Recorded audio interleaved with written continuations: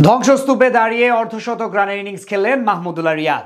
দলের বিপর্যয়ে আবারও হাল ধরলেন সিনিয়র এই ক্রিকেটার। এদিকে আরও একবার নিজেকে অলরাউন্ডার হিসেবে প্রমাণ করলেন রিশাদ হোসেন।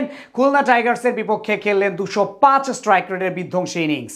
চ্যাম্পিয়ন্স ট্রফির আগে দুই ফিনিশারের এমন ফর্মে ফেরা এখন স্বস্তির খবর ভক্তদের জন্য। খুলনার বিপক্ষে রিয়াদ রিশাদের কার্যকরী ইনিংস নিয়ে বিস্তারিত জানবো রিপোর্টে।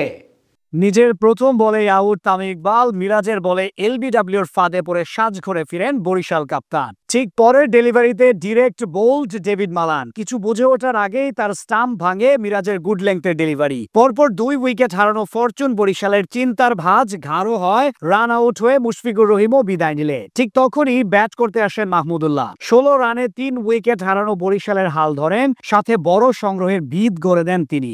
আর শেষটা করেন রিশাদ হোসেন। ব্যাট হাতে বিধ্বংসী রূপ ধারণ করে বর্তমান চ্যাম্পিয়নদের এনে দেন লড়াই করার পুঁজি। বুধবার খুলনা টাইগার্সের বিপক্ষে টস হেরে আগে ব্যাট করতে নামে ফরচুন বরিশাল। ইনিংসের শুরুতেই এমন বিপর্যয়ে পড়ে ফ্র্যাঞ্চাইজিটি, যেখান থেকে উদ্ধার করেন মাহমুদুল্লাহ রিয়াদ। ব্যাট হাতে মূলত এমন সিচুয়েশনে ব্যাট করতে বরাবরই অভ্যস্ত তিনি। তাই তো আরো একবার বুড়ো বয়সে নিজের যোগ্যতা প্রমাণ করলেন, সাথে ভক্তদের প্রতিদান দিলেন। এদিন ফরচুন বরিশালের ব্যাটিং অর্ডারে সবচেয়ে বড় চমকটা ছিলেন তাওহিদ হৃদয়। 3 নম্বর পজিশন থেকে আজ ওপেনিং করতে আসেন এই ডানহাতি ব্যাটার। প্রথম 3 উইকেট হারানোর পর তিনিও যোগ্য সঙ্গ দিতে থাকেন রিয়াদকে। একটি ছক্কা ও 4টি চারের সাহায্যে মোট 30 বলে 36 রান করে বিদায় নেন হৃদয়। তবে এক প্রান্ত আগলে রেখে উইকেটের লাগাম টেনে ঠিকই খেলতে থাকেন মাহমুদুল্লাহ। মাঝে ব্যর্থ হয়ে ফেরত যান মোহাম্মদ নাভি ও ফাহিম আশরাফ। এরপরই ক্রিজে আসেন রিশাদ হোসেন। ক্যারিয়ারের শুরুতে একজন লেগ স্পিনার হিসেবে আত্মপ্রকাশ ঘটালেও বর্তমানে তিনি যেন পুরোদস্তুর অলরাউন্ডার। তারই প্রমাণ দিলেন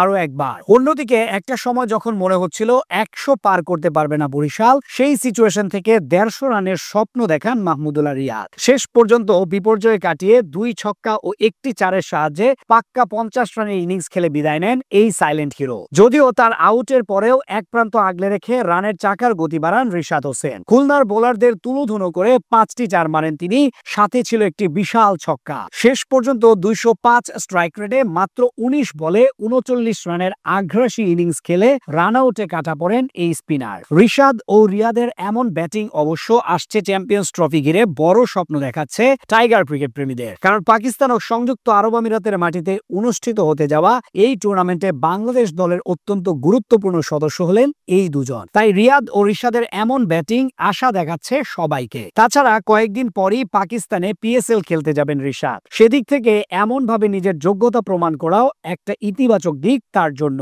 অপরদিকে রিয়াদের কথা তো আলাদাভাবে বিশ্লেষণ করার দরকার নেই। ক্যারিয়ারের শেষ সময়ে এসেও যেভাবে প্রমাণ করছেন 19 বছরের তরুণ, বললেও ভুল হবে না তাকে।